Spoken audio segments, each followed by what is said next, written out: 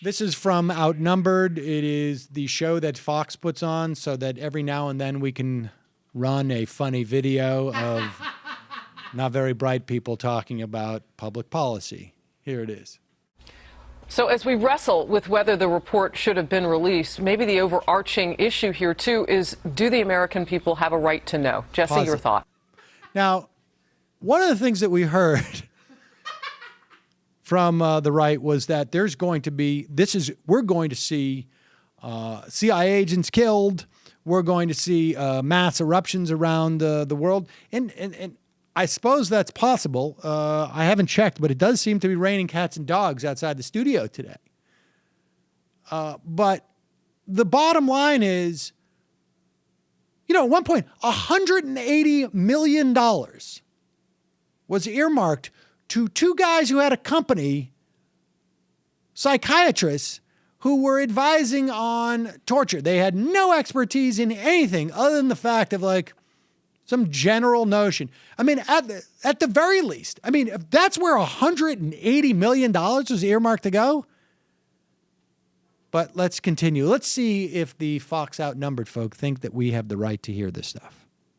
I don't want to know about it. I think people do nasty things in the dark, especially after a terrorist attack. I find it ironic that they're dropping this report on the same day that Gruber's testifying to knock that out of the front pages. But the Senate Democrats, they're just trying to get one. Oh, so we should hear about what? A guy who advised all of the Democratic candidates in 2008 as to how to structure a health care proposal that he had structured for Mitt Romney. We should hear all of the details of that. But when it comes to national security, let's keep that in the dark.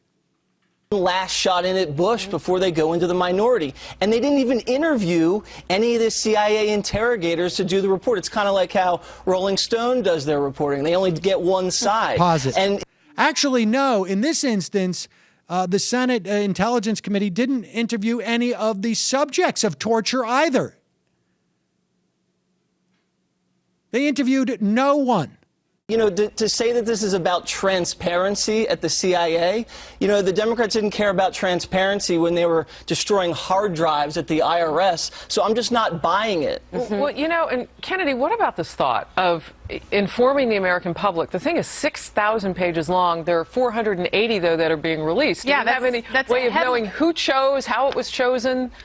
It's heavily redacted. We're the United States of America. We're better than this. We don't have to torture people. And we're also strong enough to have this level of discourse and transparency. We can't imagine what they do in places like North Korea and China and Russia. Those are places that live in the dark. We live in the light because we are awesome. And therefore we can withstand this sort of self-reflection. And to say that somehow this is going to lead to death and destruction imminently is really irresponsible, and they're just trying to shift that narrative, which I fully disagree with. I agree with the judge. Well, there is a moment of good for Kennedy. Was she the one from MTV? Yes. Oh, well, that explains everything. Go to Andrea on this, though, because I've heard some of what your thinking is on this.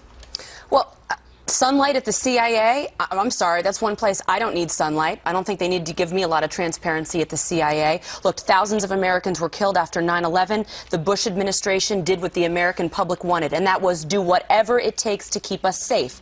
These terror tactics have been stopped because as a country we decided we are better than this, so we stopped them, which is my point. Then why are we putting out this memo? We've had this discussion, we've had this debate, and it's not about democracy now. No, it's about politics.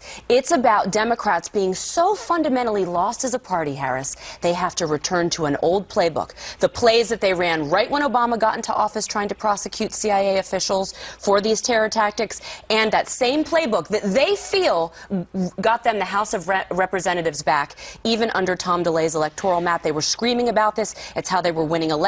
They have nothing else to talk about, and they don't want to talk about Gruber or healthcare or the IRS or anything else. Now, just think about how insane one has to be to believe what this woman said. That's Andrea Tantaros. Okay. So Andrea Tantaros thinks that this is all about politics. It's a way for them to release the report after the election that they've just lost so that what? Presumably they could go back in time and win that midterm election.